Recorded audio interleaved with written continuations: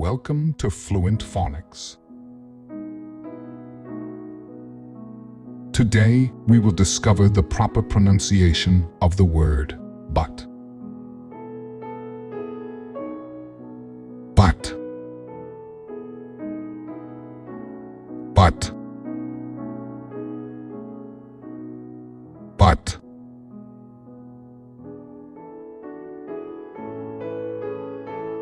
Here's an example of how one might use it in a sentence.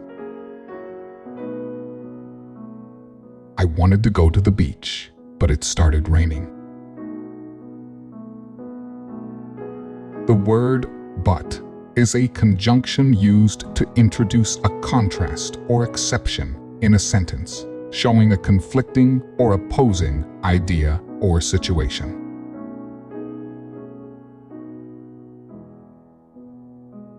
Thank you for your time.